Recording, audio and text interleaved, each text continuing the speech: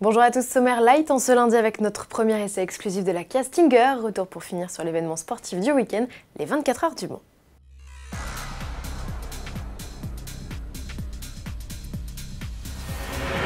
La Stinger à l'essai, le grand coupé 4 portes de Kia présenté début 2017 s'est laissé dompter sur le circuit du Nürburgring.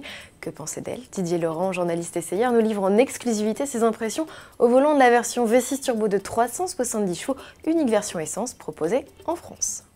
Pour bien comprendre cette voiture, il faut regarder un tout petit peu du côté des ingénieurs, parce que c'est Albert Biermann qui a développé la voiture, et Albert Biermann, si son nom ne dit pas grand-chose, c'est le monsieur qui a développé les BMW M pendant 32 ans, et qui a été recruté par le groupe Hyundai Kia il y a 2 ans. Et donc c'est une nouvelle plateforme propulsion, eh bien on s'attend tout de suite à avoir un comportement de série 5, puisque c'est une voiture qui est à peu près dans la même gabarit.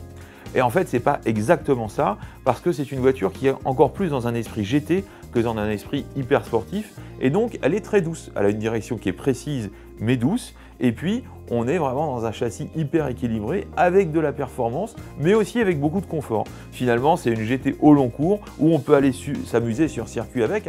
Retrouvez l'essai complet de la Castinger sur autoplus.fr. La GT de Kia sera commercialisée fin 2017. Son tarif à partir de 35 000 € avec le 2 litres de diesel de 200 chevaux et 55 000 € pour notre version V6 dotée de la boîte auto à 8 rapports et de la transmission intégrale. Notez que la garantie 7 ans restera d'actualité. Imprévisible, extraordinaire, cruel, comme chaque année, les 24 heures du Mans n'ont pas failli à leur réputation. La 85e édition de la plus célèbre course d'endurance s'est déroulée sous un soleil de plomb et une chaleur écrasante. De quoi peut-être freiner les ardeurs des spectateurs, l'affluence est en légère baisse comparée en 2016 où il avait plu avec 258 500 spectateurs.